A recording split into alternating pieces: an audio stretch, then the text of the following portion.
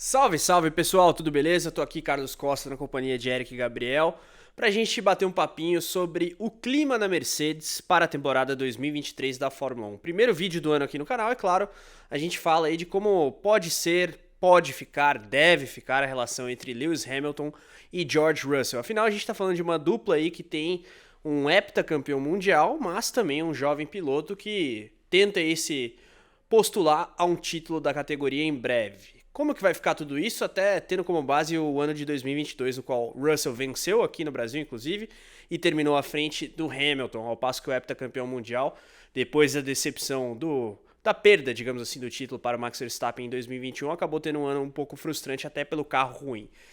Para falar de tudo isso, tem aqui Eric Gabriel. Então, Eric, você que é o nosso decano do motorsport.com, também tem dons de clarividência. Em linhas gerais, como é que você acha que vai ficar tudo isso? Olha, Carão, primeiramente cumprimentando a todos vocês nesse primeiro vídeo de 2023, mas eu acho que muitas dessas questões elas vão poder ser respondidas de acordo com o que carro, aliás, com qual carro a Mercedes vai apresentar, como vai ser esse carro em Se vai 2023. ser bom ou ruim, Se vai ser basicamente. bom ou ruim, porque vamos supor que esse carro ele volta a ser um carro dominante, brigue de frente ali com a Red Bull e depois, quem sabe, até com uma vantagem sobre a equipe austríaca. Então, eu acho que nesse caso o foco ele vai ficar mais sobre os pilotos, né? Quem que vai ser o cara que vai ser o principal postulante ao título mundial. Eu O acho que cara é que vai diferente. liderar a equipe nessa briga. Exatamente. Ao passo que, se por um acaso, mesmo mudando o conceito desse carro, há muito trabalho que se fazer, já que a equipe já decidiu que vai mudar o conceito do carro de acordo com o que aconteceu no ano passado, tentando apagar do mapa o W13. E aí, se por um acaso ela voltar a ser a terceira força ficando atrás de Red Bull e de Ferrari, aí eu creio que a relação entre os dois, a briga interna, ela vai ser muito mais amistosa, porque um vai acabar desenvolvendo o seu carro, mas também em prol, muito mais para a equipe tentar chegar a um ponto ótimo ali contra os seus principais rivais, né? Então tem essa questão que muita gente fala, poxa vida, finalmente a gente vai ter um clima mais bélico, talvez, dentro da Mercedes depois da saída, quando a gente tinha até a saída de Nico Rosberg, que deu ali algum tipo de competição a Lewis Hamilton, venceu o heptacampeão, inclusive, mas certamente o Toto Wolff viveu ali dias de inferno, tendo que administrar o relacionamento entre os dois, que também é muito diferente daquele que existe hoje entre Hamilton e também George Russell. Mas o início da coisa, o pontapé inicial disso, vai depender de como será o W14, né, de como será o próximo carro da Mercedes. Se for um carro que dará chance da sua dupla brigar por títulos, chances reais de título, de corridas e de títulos no caso, certamente a gente vai acabar focando muito nessa competitividade. Vale lembrar que Russell acabou sendo o único a vencer pela equipe em 2022, terminou à frente na tabela de pontos sobre o Hamilton, mas, como eu disse, como o carro ele foi mal nascido, a Mercedes teve muitos problemas, ali era basicamente uma cooperação e talvez até em um determinado momento quem estava à frente na tabela era em segundo plano. O fato também é que durante o segundo semestre de 2022 o Hamilton conquistou mais pontos para a equipe, apesar da vitória do Russell no Brasil, né, que foi um fim de semana mágico para a equipe da montadora de origem alemã. Vai depender de muita coisa, né, Carlão? Então acho que vamos aguardar aquilo que já na pré-temporada a gente já consegue ter algum tipo de indicativo sobre como será o 2023 da Mercedes. Bom destacar até que em São Paulo foi uma dobradinha, né? Com o Hamilton logo atrás do Russell em segundo. Inclusive, muitos diziam, melhor dizendo, que o Hamilton poderia até brigar pela vitória, não fosse o toque com o Max Verstappen no começo da prova em Interlagos. De qualquer forma, tá dado o cenário, né? O Hamilton terminou atrás do Russell e agora eu queria um pouco da sua análise, tendo como base alguns cenários, Eric. Se o carro for ruim, pensando na disputa interna de pontos, quem que você acha que prevalece, se mantém o cenário de 2022 ou não? Se o carro for bom, você acha que o Hamilton será priorizado pela equipe?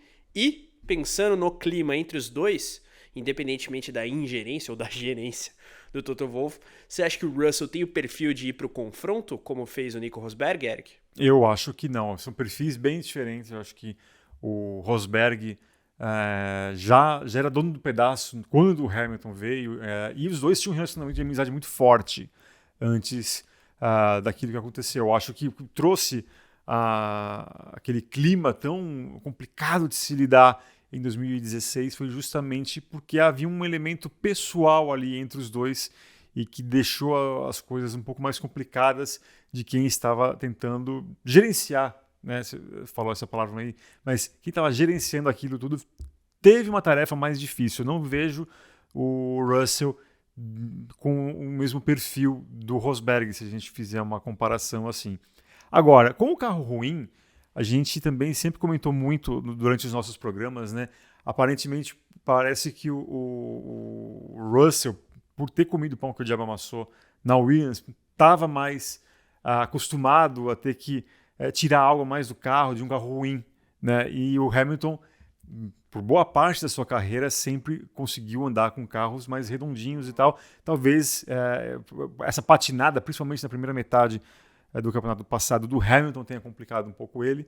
E aí depois, entendendo melhor o carro, a equipe entendendo melhor os seus pontos fracos, ele conseguiu tirar um pouco melhor daquilo que ele tinha na mão, apesar, novamente, repetindo, da vitória ter sido do George Russell. Mas o Toto Wolff, até por estar muito presente ainda naquela temporada de 2016, creio que por mais que o Russell se revele uma personalidade de repente ali surpreendendo a todos, mais próxima do que era o Nico Rosberg, tenho certeza que ele não vai deixar a coisa chegar ao ponto que chegou em 2016 ali. Tem que ver também, né, Eric? Se o Russell eventualmente muda o padrão comportamental dele, se é que dá pra chamar dessa forma. Porque o Rosberg em 2016 ele estava na 11ª temporada dele na Fórmula 1, por exemplo. O Russell vai para a sua 5ª temporada agora. Então, de repente, a gente está falando que ele não tem nada de Rosberg em termos de jogos mentais, mas talvez ele não tenha sido exigido nesse sentido. Pode ser também. Mas aí cabe também ao chefe... cortar o mal pela raiz. Cortar o mal pela raiz. Uma vez que eles percebam que o carro é bom, e aí eu acho que por mais que o Russell seja um grande piloto e tem um futuro promissor, na hora de priorizar um piloto, mas não tem dúvida que você tem que priorizar o Hamilton, porque... Por quê? Porque já é um piloto que está acostumado a vencer, que sabe gerenciar os nervos principalmente. Mas aí você tem um problema futuro. Vamos supor que o Hamilton seja favorecido, não que vão sabotar o Russell, mas enfim, seja o piloto número 1 da Mercedes. Não ganha o campeonato de 2023, renove por mais 2 anos. E aí, como é que fica a equipe? Porque a gente tem que lembrar, né? O ápice da treta do Rosberg com o Hamilton foi 2016, mas 14 e 15 já foram tensos. Sim. O Toto Wolff vai estar disposto a gerenciar esse climão por 2, 3 temporadas? Depende daquilo que ele acreditar que possa ser uma reação do Russell. Ele está dentro, ele conhece a personalidade dos seus pilotos, ele conhece muito bem George Russell, ele que estava ali ao lado dele mesmo com o Russell na Williams ainda. Da mesma forma que ele foi pedido a ele paciência, porque a hora dele na Mercedes iria chegar, uma vez que você sabe que você vai ter um carro competitivo para título, para vitórias, né, e que não vai mudar pouquíssima coisa até 2026, ele pode chegar e falar, olha, segura aí que a tua hora também de ganhar o título vai chegar.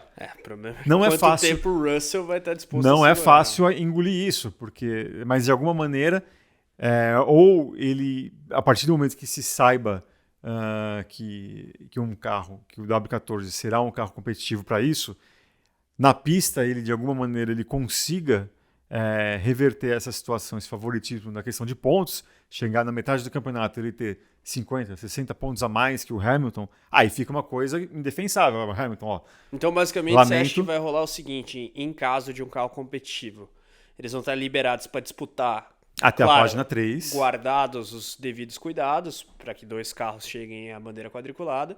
E aí, a partir da metade do campeonato, ou algo que o valha, quem tiver à frente vai ter a preferência. Basicamente isso. Basicamente cenário Claro, feitas as devidas proporções, similar ao que a gente teve com Kimi Raikkonen e Felipe Massa na Ferrari. Exatamente. Tanto em 7 quanto em 8. Só que eu acredito que ainda, se por um acaso não tiver uma situação muito bem definida a favor do Russell, se tiver, 15 pontos o Russell na frente e o Hamilton eu creio vivo. Que vão hesitar Porque em é um dar heptacampeão mundial, né? Porque é um heptacampeão mundial, chega na hora do vamos ver, ele está muito mais acostumado, né? Uma briga, por exemplo, com... E vai, eventualmente, dar uma carteirada também. Sim, Max Verstappen, imagina, uma briga Verstappen na frente, Russell pouco atrás e Hamilton pouco atrás. É uma coisa, assim, quem já brigou com o Verstappen e está sedento por uma revanche é o Hamilton. Ele vai fazer de tudo internamente também para ele prevalecer, caso ele perceba que o Toto Wolff não vai dar essa carta branca a ele, não vai dar essa oportunidade a ele. Então, para o jogo virar a favor do Russell em um eventual carro competitivo, ele vai ter que estar bem à frente do Hamilton para os números se justificarem. O que eu acho engraçado particularmente é que no fim das contas o Verstappen deu uma dor de cabeça de alguns anos pro Toto Wolff, porque uma vez que o Hamilton conseguisse conquistar o título de 2021, estaria encaminhado, ele cumpriria esse contrato, o Russell seria o novo Hamilton no sentido de ser favorecido pela equipe. Agora fica esse dilema, né? Em especial no caso de relativa igualdade dos dois do campeonato, na metade da temporada 2023, caso a Mercedes de fato volte a ter um carro competitivo. Então vai ser bastante interessante observar esse cenário. E só pra galera também, assim, a gente não tá querendo antecipar crise nenhuma, eu acho que tá longe disso, como a gente falou no início do vídeo. Mas Fórmula 1... Fórmula 1 tá todo mundo correndo por si ali, mas a gente observa isso e pode ser também um problema que a própria Ferrari pode ter também com seus dois pilotos. Ali o jogo tá empatado, 2021, o Sainz ficou à frente do Leclerc e vice-versa agora em 2022. Não diria empatado, tá 60-40. Pro Leclerc. Pro Leclerc também pela história dele na equipe e agora também, mas é aquela inclusive, coisa, né? Pelo relacionamento com o Frederic Vasseur. Pra quem não sabe, o Leclerc teve a primeira temporada dele em 2018 pela então Sauber, que era chefiada pelo Frederic Vasseur. Mas eu acho que no caso do Sainz é mais fácil ele reverter isso do que eventualmente seria para o Pérez. O Pérez não existe essa possibilidade. Não, o Pérez justamente é o ponto a favor da Red Bull, que tem isso muito declarado, muito definido, e só algo muito fora da curva tira a prioridade a Max Verstappen. Schumacher 99 quebrou a perna e Ed Irvine vai ser o favorecido. Vai que a gente está contigo, Sérgio Pérez. Vai ser assim.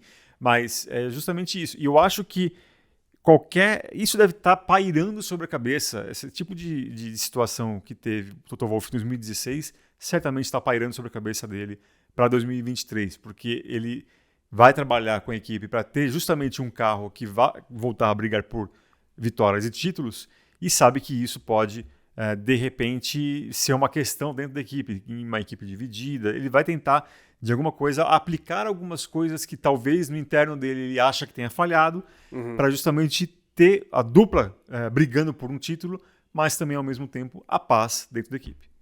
E a diferença de experiência, know-how, bagagem do Toto Wolff agora vai fazer diferença, né? 2023, acho que ele vai para a 11ª temporada dele no comando da Mercedes. Obviamente, 2016 era só a quarta e 2014, então, a segunda. Então, realmente, isso pode ter um impacto em todo esse debate. Meus caros, quero saber a opinião de vocês. Eu e o Eric, a gente discorreu aqui sobre o assunto, mas e você? O que você acha?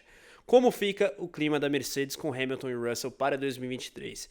Deixa a sua visão aqui na área de comentários, curtida no vídeo também, além de você se inscrever no canal e ativar as notificações caso ainda não seja inscrito e ainda não tenha ativado. Além disso, te convido a clicar no botão Seja Membro logo abaixo aqui no nosso player para conferir os nossos pacotes de assinatura, com muito conteúdo exclusivo. Vale a pena dar um confere e a gente, claro, gostaria muito que você se juntasse a nós e fortalecesse aqui a nossa comunidade no YouTube. A gente se vê na próxima, um grande abraço, tchau, tchau.